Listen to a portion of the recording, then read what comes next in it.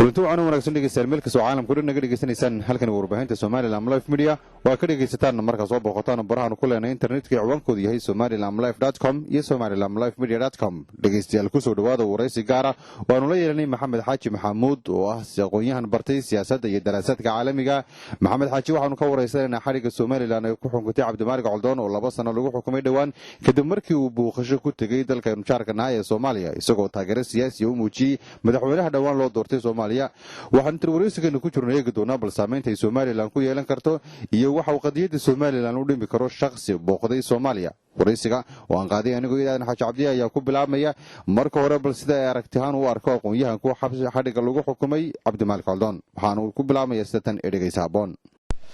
Maxamed Xaaji kusoo warbaahinta Somaliland Live Media aad iyo aad baan u dhawahay Iidaan baan u dhawaad maasanta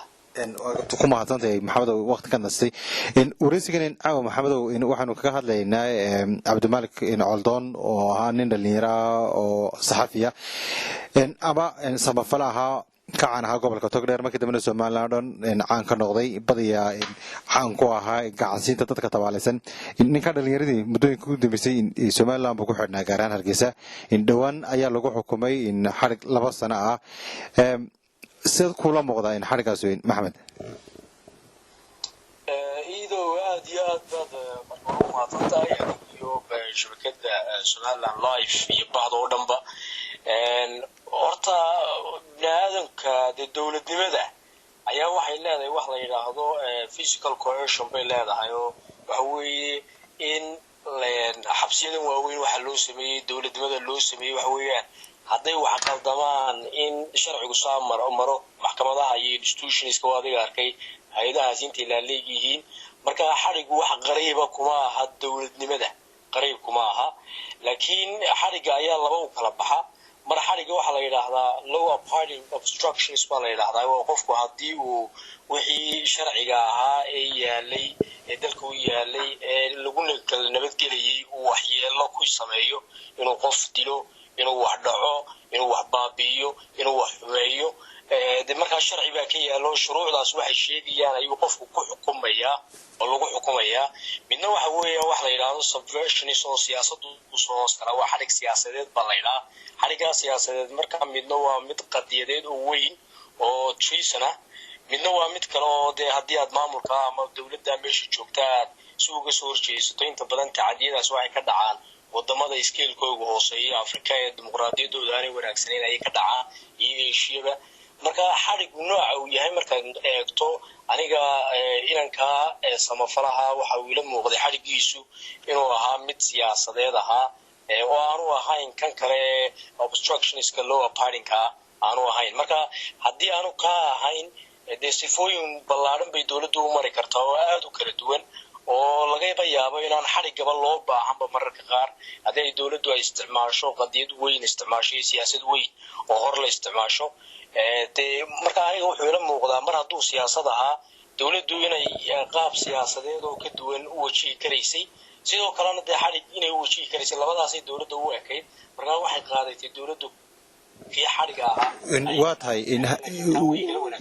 إن وين صار قندونا إن لبضع إن طريقة شكتي يمتك قاعدة تبع إن مركن فرنا تعود أوطال Somaliland جودة هذا اللي جالس أوجي وحوي قرندمسنو إن وين أوجنا هاي أو نكاد اللي يرد إيه سما فلي Somaliland بكتجي وقت جي لدورنا متحونها عصبات الصومالية نوتورتي بس الفرماجو حفلة سوق غيب كلي إن موجن وقال كين إن وحيابا قرنك وحيلة وبابلي إن نين هو بيسان أو عدد إن قرنك وحوي لا موهين دعوة اللي جوسو أوجي ينوع على دقيقة مركن أجنو إن ونقول بقى يده هالكارد إنه إن ما مقضي قف قرنك وحيلة يي. horta iidu su'aal aad u wanaagsan wali qarnimada Somaliland 4 milyan oo qof oo reer Somaliland ay ku xiran tahay dastuur bay ku xiran tahay dawladnimada aynu samaysanay 26 sano ku dhawaadka jirtay ay ku xiran tahay taariikhda dheer ee 30 sano ay ku xiran tahay hore midnimada iyo kii dambe halgankii dheeraa iyo sidii Somaliland burca loogu heshiiyay ee boorama loo yimi ee hadda loo wada joogo labada madaxweyne la doortay isku bedeleen culayska iyo miisaanka inta leeg leh ay ku xiran tahay budgetka inta leeg ee dalka ka soo bixiya cashuur ururinta aragtay ay ku xidhan tahay marka uma eka in 2 qof iyo 3 qof iyo 4 qof oo meel taga ay qadiyada Soomaaliland wax yeeli karayaan marnaba uma muuqato dalkan waa ogtahay oo dad miisaan loo waaweyn oo culculus oo qaarkood academic yihiin qaarkood academic iyo siyaasi isku darsadeen oo waaweyn baa xamar tagay oo waliba dadkii ugu miisaanka roonaa ee ugu dhinaca aqoontooda iyo siyaasadooda ugu khibrad wanaagsan ay xamar tagay way soo laabteen oo ogtahay qaarkood waabay joogaan marka qadiyada Soomaaliland wax badan uma noqon waayo maasifka shacabka ugu badidiisa ayaa waxaan intiisa badan oo gashahay dastuurkaas ay ku salaysan tahay hay'adaha qaranka ee ciidda ka badan ay ku salaysan tahay ciidanka inta baaxadiisu leegtahay ay ku salaysan tahay rabista shacabka waa waxa ugu weyn ay ku salaysan tahay marka ilama muuqato marnaba shakhsi yar iyo ashkhas kale oo tagta xamar in ay qadiyada ku burburayso marna aniga ilama muuqato haddii marka ay saas tahay in oo aan shakhsi laba sad sheegayso waxba yeelaynin in maxay kula tahay aragtida maxaa loo bartilmaameysanayaa shakhsi in kooban oo xamar tagay oo waliba in sad sheegayso aan isagoo laga yaabo inaan lahayn miisaanada dadka aad ka sheekaysay ee inta tigan soo laabtay وحوي بيلتها يعني كيدو هنا وحوجات مودو وهي حركة أنو مركان قياسي وحنكسرين وحركة سياسية هي وإذا قديت دلفتي دو سياسي بينقون إيسا حتى لو قلنا خاين وطن بات هاي أرنتها سارين سياسيات بينقون إيسا Somaliland shuruucdeeda waynu arkaynaa waynu ognahay kuwa dastuurka iyo kuwa kale samaysanba adduunyadu waxay leedahay marka ama wadamada adduunku qayn wadanku uu jira qofka qaynimo wadanimo lagu soo eedeeyo way farabadan way jiraan qayn wadanka marka wuxuu leeyahay shuruuc baa la taxaa sharciyada noocaas ee taxanba marka la yiraahdo qofka waxa iyo ka sameeya ciqaabaadka noocaas ku dhacaya sanad baa lagu xukumaya hadduu waxa sameeyo ka kale hadduu sameeyana 2 sano ku dhacaya ka haddii uu sameeyo waxa lagu xukumaya xabsi daayin ka ganax lacageed baa lagu xukumaya shuruucdii oo qofku yaqaano muwaadinka ah oo uu si wanaagsan uga dheregsan yahay ayuu haddii uu bareero uu sameeyo marka diwaan inuu bareero u qalma inay xukunkani ku dhaco laakiin qof garan karayay Somaliland joogay oo garan karayay xukunkani inuu 2 sano noqonayo iyo inuu 6 bilood noqonayo iyo in la sii dayn doono faraha laga qaadi doono muu jirin Cabdimaalik muu jirin sababtu waxa weeyaan sharci la yaqaano oo meel yaalay oo ku xukumayay oo xukun ugu dhacayay ayaan markaa jirin oo aanay Somaliland lahayn laakiin haddii kan kale loo isticmaalo inuu qadiyadii ummadda 4 milyan ka hor yimid ana waxay leeyahay si kale loo wajaho waayo halkan waxa joogta dawlad Soomaaliya oo ayna sheeganaysa oo inaga soo horjeeda oo siyaasado leh gaar ah oo dadka soo baxa ee muuqda ee Somaliland in lacag far badan lagu bixiyo in la soo dhaweysto in la soo xareeyo inagana waxa weeyaan dhibaatada dawladeena haysta waxa weeyaan dadka faraha badan ee nabadgelyada ka faa'iideystay 26 sanadood jirtay gabyaaga ku noqday heesaaga wanaagsan ku noqday wariyaasha wanaagsan ku noqday aqoonyahanada ciidda ka badan ay ka soo baxeen dadka aadka labeenta waa soo baxay dawlad dhiirigeliyay dawladnimadu waxay ka dhigtaa wax role model la yiraahdo national role model baa laga dhigaa waa lagu daydaa shaqo wanaagsan baa la siiyaa dawladdu way gacan qabtaan haddii aad adigu gacan qabo weydo cadawgaagu ka faa'iideysan karaa oo ka haysan karaa deetana dib lagu soo garaaci karaa imkaynan kan markii aan daawaday videoskiisa iyo hawlaha uu qabtay waxaan arkay inuu ahaa qof samafala ah waliba dadkeena oo dagaalayo colaada ka soo baxo niyadoodu ay adkaatay oo aan inta badan la isku banahayn inuu u naxayay dadka aadka u tabaalaysan xataa xayawaanka u naxayay marka qofka sidaas oo kala ah waxay dawladda Soomaaliland marka horeba inay qabato in la galaba hoos baxaba markii horeba ma yahayn waayo siyaasadda xamar baa sidan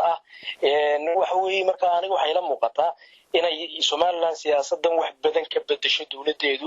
oo ay wajahdo inay dadkeega public relations wanaagsan samayso dadka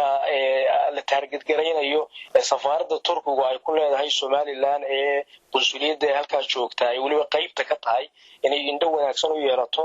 oo ay siyaasad counter politics oo ka hor imanaysa ay la timaado dadkeega aan lagala hoos bixin laakiin haddii dadkeega lagala hoos baxo waxa kaliya kaga jawaabaysaa ay noqoto inay kalbabkii soo noqdo marxidho taasi siyaasad long term success ama waqti dheer lagu guuleysan karayo ma noqonayso waxay noqonaysaa siyaasad ka tibta ay noqonaysaa waxna operation inta badan lama saaro ciidi lama saaro dadka madaxa u lagama saarnaado waxa weey waa la furfuraa qofku waa inuu Soomaaliyeednimada jeclaada waa inuu Soomaaliyeednimada ku qabweynaada waa inuu Soomaalinimadu wax tartaa nabadgelyada siisa waa inuu wax caano iyo milga wanaagsan iyo sharaf wanaagsan waa inuu ugu dartaa waa in dawladdu taa ka shaqeysaa dadka doorka ay gaar ku haysa laakiin caburintoodu oo kaliya marka lagala hoos baxo waxa weeyaan siyaasadda waa laga wanaagsan yahay anu aaminsanahay waa gartay in kalena waxba ma yeeli karo isagu hadii uu tagi lahaa uu soo noqon lahaa wax walba haduu yiraahdo wariga ku sheegay nimankii waaweynaa uu kamid ahaa Dr. Buba uu kamid ahaa Professor Ahmed Samatar uu kamid yahay Ara Khalifa oo senior politician oo ra'iisul wasaare ka gaaray uu kamid yahay hadda soo socda ayaa xamar midnimadeedii ka soo qoostay waayo waqooyiga iyo koonfurta ama Soomaaliland iyo Soomaaliya sida u midoobayaan waxay ku xiran tahay in marka hore la isla garto midowgana waa inuu qofku fahamsanaado wuxuu yahay maxaa laga midoobayaa waa inuu fahamsanaado waa gartay qofka hadda doonaya xamar waxa u muuqdaa inaanu xataa garanayn midowgu wuxuu yahay waayahay maxamed inuu halkan joognay saacad sheegtay siyaasiyiin waaweyn oo ama siyaasiyiin baa aqoon-yahana in ay xamar tagay xilal ka soo qabtay muddo ku soo kafaxay mar dambe iyagu iskoodu soo noqdeen Soomaaliland masabyo iyo xilal ka helay cid xidhay iyo cid maxkamad geesitoona ma jirto in waxa shakhsiyan saameyn weyn lahayn oo sida in Aldono kala ama fanaan heesow tagay loo bartilmaameedsanaya maxay iyadu tahay hadii dadkii doorarka muhiimka laba aan ka qabtay aniga hoos loo eegin horta marka aynu eegno sida xaqiiqdu ay tahay waxa weeyaan dadka imanaya waaweyn waraaqay soo qoraan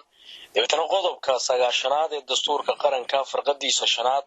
oo ah inuu awood leeyahay madaxweynuhu uu ku saamixi karo ciidii timaade ka soo noqotay mabda'a ayaa la mariyaa oo sidaas ay ku yimaadaan saamax madaxweyne ku yimaadaan laakiin aniga waxa ila muuqataa yaryarka sidaas oo kale loo qaatay Soomaaliland nabadgelyo wanaagsan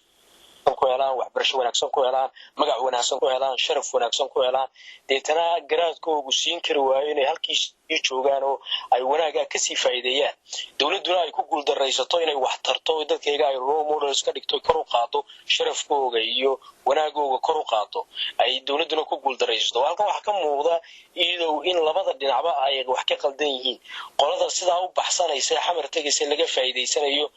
in aqlo xumaane ay ku jirto oo ay si wanaagsan u garan kari laayeen waxay wanaagsanaa iyo magac wanaagsan iyo karaamada wanaagsan ee Soomaaliland nabadgelyadeedu siisay in ay ugu fahmi kari laayeen laakiin taa waxa ka sii daran dawladda qudheeda weyn oo systemkii dhanaa ee dalka ka shaqeynayay oo halkan awoodeena oo dhan isku geynaya dhaqaalaheena oo dhan isku geynaya fahmi kari waaye dadkiisa inuu kasbado oo ma kasbasho oo kaliya Soomaaliland dadka doortay 140 milyan oo qof baa ogol laakiin dadka sidaas oo kale soo kaca waxa weeyaan dawladnimadu inay dhinac joogto oo ay dhiirigeliso dhinac qabato si dadka kale ee marka aan sidaas oo kale u soo bixina ay u hiigsadaan oo nimanka hadii qofka Burca jooga ama Hargeysa jooga ama Boorama jooga uu samafal sidaa uu ninkaasi sameeyo kala sameyn lahaa soo wax wanaagsan ma waa in la dhiirigeliyo noqonaysa imanka dawladda xamar baa dhiirigelisay u yeedhay diyaarado wanaagsan ka soo bixisay kor magaciisa u qaaday dadkii Soomaalida kale aan Soomaaliland u dhalan oo dhan ku xidhay deetaas dawladda Soomaaliland oo ka nabadgeliyo wanaagsan maanta haynta marka noqoto dhinaca dhaqaalaha iyo miisaaniyadda Soomaaliland baa ka mug weyn oo ka miisaan weyn oo 350 milyan oo dollar ay ka badan tahay cashuura ee dakhliga soo gala halka waxa la siiyaa waxa weeyaan wax mushaara uu goynaya waliba adduunyada kala siiso cashuurna xataa ma ururin karaan marka inaga dawladeenu meel ay ka leecayso in runta looga sheego ay tahay waayanu ma eegayo kaliya inaan koo kaliya hawshiisa ma eegayo waxaan eegayaa dad fara badan baa hadda xaydan oo xidhan oo doonaya inay halka tagaan qunsuliyad joogta Hargeysa dhexdeeda qayb ka ah inay ka shaqeyso waxan ururo kale oo bulsho ciidan ka badan baa la furay marka waxa soo dhamarka eegto waxa weeyaan hawshan inagama joogsanayso marka ma waxay noqonaysaa jawaabteenu dawlad ahaan in kii soo noqdaba aynu xidhno oo way noqonaysaa oo dabeetana social media inuu quwad badan iyo dabeetana la ilaa hal la sii daayo la ilaa dabeetana inagu muranno taasi ma wanaagsan siyaasad kale oo mug weyn ka wanaagsan waaye maxamed waxa hadalkaagu dhacaya in dawladda Soomaaliya iyo cid gacan siinaysa cid doontaba haatee ay ugaarsanayaan oo ay guranayaan dadka haldoorka ee bulshada Soomaaliland dhexdeeda ka caanka ah si ay ugu soo ekeysiyaan marka dambe in Soomaalilandnimadu ay ku gaartahay un tiro siyaasiyiin oo yar ma tuhunba mise wax cadayna baad haysaa horta waxaynu ognahay siyaasadda Somaliland ay haysato iyo tan ay Soomaaliya haysato waa halka ay cadaynteedu ka soo baxaysa midna ay tahay inay gaar isu taagto midna ay sheeganayso midnimada Soomaaliyeed oo dhan ay jamhuuriyadda Soomaaliyeed iyadoo ay ka taliso waxaad arkaysaa inay dawladda Soomaaliya ay fangareynayso institutions fara badan oo lacag ay siiso oo dabeetana la isku xirayo dadka suugaanyahanka ee Hargeysa iyo Burco iyo Boorame iyo ka imanaya lagu xirayo dadka kale Soomaalida ee Muqdisho jooga lagu xirayo ayaad arkaysaa waxaan socda ee dadkani halkan u tagayaan meeshii nabadnimo taalo waad aragtaa waxa weeyaan dhaqaalayaan la weey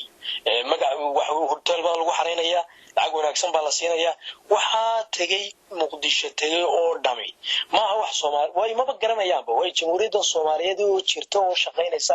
weligood ma arag midnimadu sida uu shaqeysay macaan ay leedahay weligeed ma arag halkaas ay tagaan colaadda ugu horeyso loo soo dhiibaa waxa weeye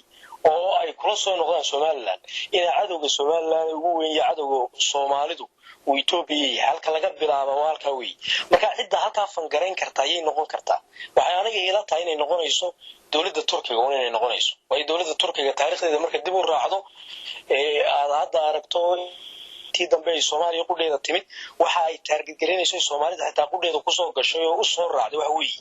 inay Itoobiya khatar Soomaaliya ku tahay ay u soo raacday waxay Soomaaliland ku oran jirtaa taasa qoladan 100 milyan halkan jooga waxa suuragal ah inay qabsadaan inay midowdaan ba ayaa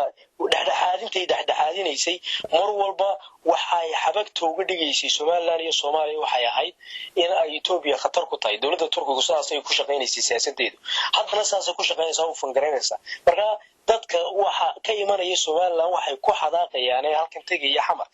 xogaaga lacagta la siinayo in Itoobiya cadowga ugu tahay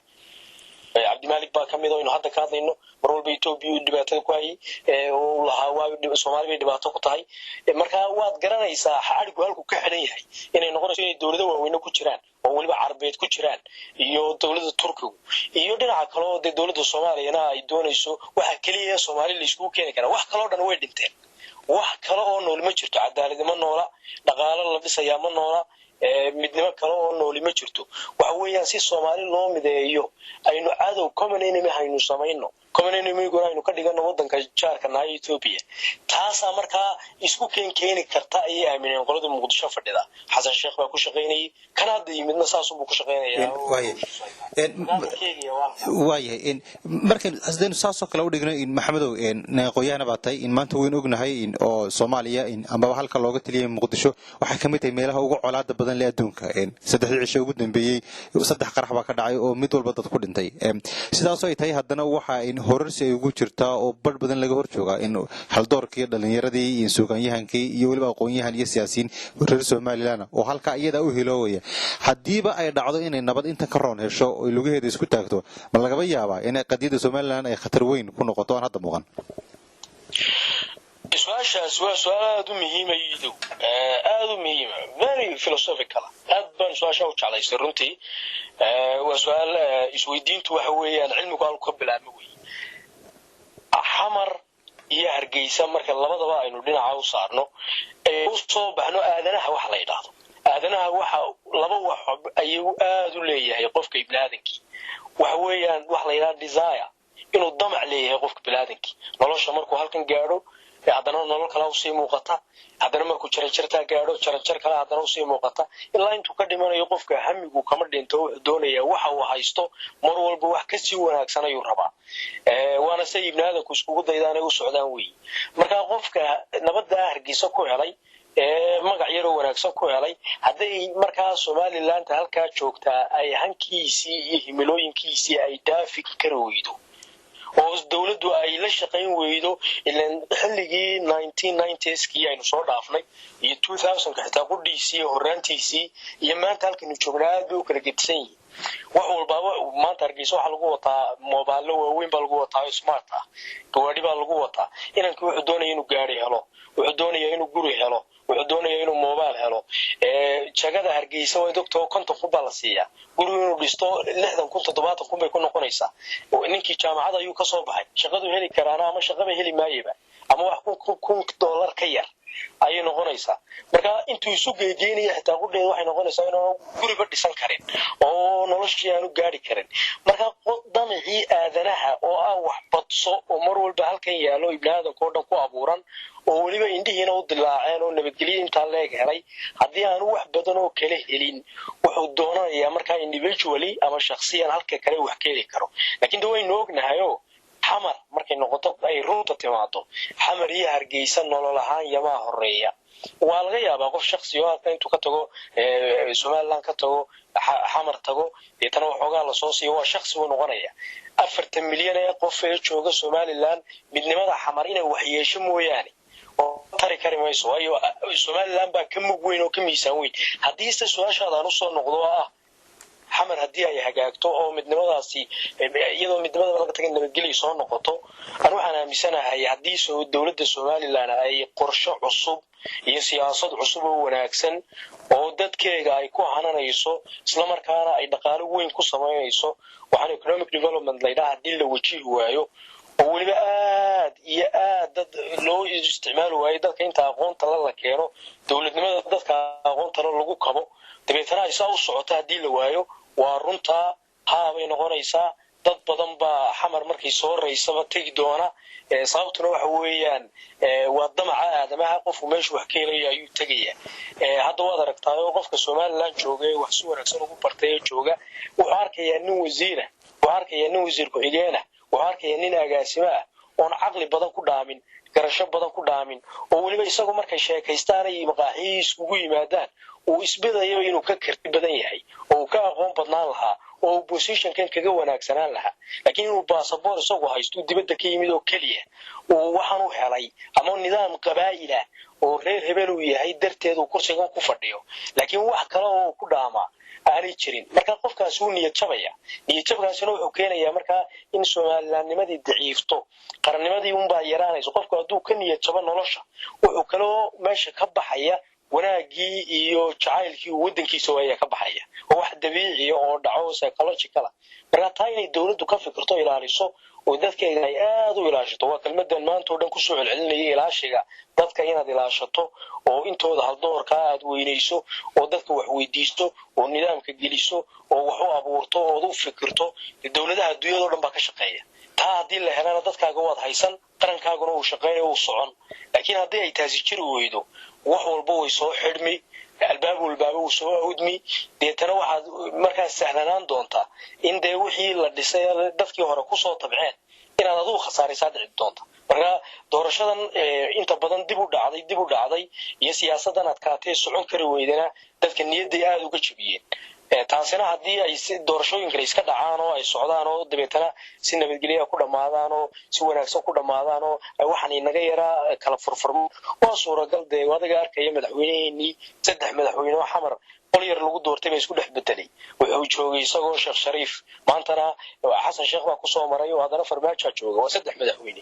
taasi ceeb bay ku tahay qarannimadii waxyaabaha niyad jabka keenayna kamid bay tahay waa mashruuc siyaasadeedka ugu weyn ee haysano ayaga wuxuu yahay dimuqraadiyadda iyo doorasho dhacdo wax isbedelaan tii hadii la waayo wax walba istaagaan waxay noqonaysaa meesha inay adkaato markaas su'aashaada oo kugu raacsanaya hadii la fikiri waayo inay intan iyo in ka sii badan bay dhici karaan waaye gabagabada barnaamijkeena maxamed ku soo dhawaanay markan guud ahaan eegno shakhsiyaad aan saad sheegtay miisaan culus lahayn sidoo kale shakhsi bulshada uu ka dhaxmid ahaa markii uu xamar tago kadibna uu Soomaaliland ku soo laabto la xidhoon soo ma ahayn inay magac iyo inuu qaranka waxyeelo mooyaan anfac soo kordhinaynin imika tusaale xarigan inuu eegno kale samafalay Cabdi Malik Coldoon ma waxbu yeelay Soomaaliland mise waxbu taray hadii ay arintu tahay arin sharciya waxbay ahaan lahaydo sumcad Soomaaliland waxba ma taray waxba ma yeeleen isagunba wax noqon lahaa laakiin arintu si markii ugu horeysay aan sheegay arin siyaasi ah arinta siyaasigina hadba sida loo wajaha oo kaliya ama ku qurux badnaataa ama ku foolxumaataa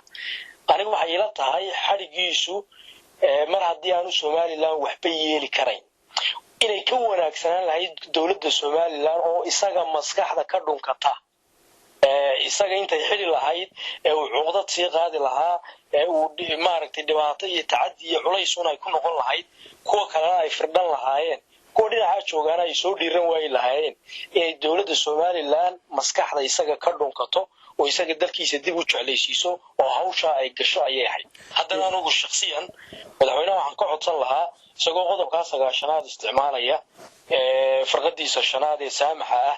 inuu ninka yar xorriyadiisa madaxweynuhu saamaxi karo mar haddii xukun maxkamadeed ku dhacay anu xukunka maxkamadda ma diidanay sharci baan u arkaa laakiin madaxweynuhu inuu saamaxo waxaan u arrin siyaasadeed dibeetana dadka faraha badan uu ka mid yahay isagu hadda inuu nagu soo bilaabmay saa noqonaya inay qorshe iyo siyaasad wanaagsan dawladda Somaliland ka yeelato oo ay noqoto waxaan mar dambe inagu dhicin sidaas anagu soo jeedin lahaa oo aan oran lahaa laakiin cadibaada xarigan waxa uu keenayaa farxumo siyaasadda uu keenayaa dad far badan waxa ay arkaan Somaliland inay tahay wax hada waxa la sheegay 4 hablood oo Maryo Buluuga inta meel ka iibsadeen diritana la xiray oo yaryar oo qaarkood underage yihiin ma garan karo runtii warku sidii ugu soo gaaray deewan weeyaan sanaan u hadlaya laakiin waa suuragal inaanay warku sidaan ugu soo gaaray aanu ahayn ay laga yaabo inay u kasbo u xidheen laakiin dadka noocaas soo badanaya maalin walba inta video yar laga soo duubo dibatana adeeyada loo bandhigay laga dhigay dawlad dadkayga xoog ku hayso caburinaysa bay marxaad u noqonaysaa haduu xariguna sii bato maalin walba mid aad cadibto waxa taa ka wanaagsan in dhalinyarada iyo dadka soo kacaya ee haldoorka wax wanaagsan taraya ee magac wanaagsan leh ee si wanaagsan uga soo baxay Somaliland quruxdeedii maanta Cabdimaalik anu waxaan u arkaa inuu Somaliland quruxdeedii yahay waayo nin samafala oo dadka wax tarayo oo aan cid waligeed dhibaatayn ayuu ila muuqdaa marka Somaliland buu quruxu yahay quruxdii Somaliland in xagxagata ma waxay ahayd hadii laga kaxaysto cid kale ka qaadatay inay mar labaad maskaxda ka dhunkato isagoo yeerato oo ay qorshe wanaagsan yeelato oo ay mar dambe aanay u bixin dadka haldoorka noocaas wanaagsan oo soo kacaya inay Somaliland aanay ka yaacin Somaliland joogaan ayay aniga ila muuqataa taasana qurux badan baan oran lahaa ma qurux badna marnaba in ay hawshu noqoto wadan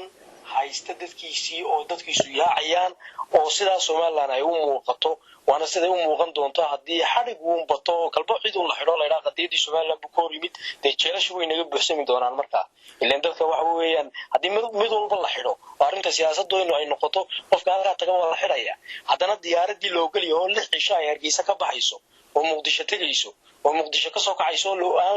la lahayn maanta diyaarad ka aysan ma jirto waynu kala xiranahay ma jirto ganacsideena isku socda diyaaradu si xor qofku uga baxay Hargeysa si xor uu soo noqdaa hadda maxaa qofka ku dhajinaya marka xamar oo dagaal ka socdaan colaadeeda ay noognahay oo iskeelkeegu number 6 maanta gaarsiisan yahay oo qofku aanu banaanka u soo bixi karayn maxaa marka keenaya in ay dadku halka doonaan waxa in dawladdu dib u fikirto oo ay keento qorshe cusub oo ay dadkeega iyo ay aan loo marnaba looga hoos bixi karin anigu taasan ayaan ku talin lahaa madaxweynaha waxaan ku codsan lahaa in dadka loo haysto xarigada siyaasadda uu ninkaas ka mid yahay in la sii daayo laakiin la keeno ninkii waxa weeyaan dadkiisa baa jooga ehelkiisa baa jooga reerkiisa baa jooga Hargeysa marnaba ka maarmi maayo waana nin yar waliba kuwii waaweynaa ee ka aqoonta badnaa ee istabari karayay ee jaamacadaha ugu waaweyn adduunyada ka soo baxay ayaa dib ugu soo noqday maanta jeclaystay waxa uu baahinala jooga waa nin heavyweight ka culusi dhinaca siyaasadda iyo aqoonta uu leeyahay waliba wuxuu bartay waxa la yiraahdo human thinking ibnaadku sidoo u fikiro qof ka culus ma jiro waa ka inala jooga muddo soo jooga halka 20 sano uu soo noqday Cabdimaalik habeen jooga karmaya halka aqoon weyn oo hayn karto halka ku hayn kartaana oo badan oo taa la mid ah ma haysto marka dadka inaynu qaxino maaha waa in dadka u yeerno xataa aynu ku dadaalno in Soomaali oo dhan keensano inagu dhulkeena keensano waatay ay maal gashadaan oo ay wanaajiyaan oo dalkeena ku kacsano way dadku waxa weeyaan there is a people waxay raadaan qolada dhaqaaleeyaan where there is a people there is an economy dadku haday ka yaacaan waa dhaqaalaha ugu burburay siyaasaddaaduna way burburtay haddaad dadka kasbatood u yeedhatana waxa weeyaan siyaasadaada iyo dhaqaalahaaguba korkaasay marayaan marka waxa weeyaan inaynu dadka kasbanno inay kuweynu bay naga yaacaan maa inaynu Soomaali oo dhan isugu keenno meesha aad iyo aad bad mahadsantahay intaasna dhegeystayaal waxaanu kusoo gabagabaynaa waraysiga gaarka ayaanu la yeelanay aqoon-yahan maxamed xaaji maxamuud oo ka tirsan jaamacadda Woolwich bartana siyaasadda iyo xiriirka caalamiga intaynu toddobaadyada soo socda waraysi kale oo kan lamida ku kulmayno waa anigoo Ilaadan Xaaji Cabdi iyo guud ahaan warbaahinta Somaliland Live Media oo idinku dhaafaysa kan isbaxa dambe nabadgelyo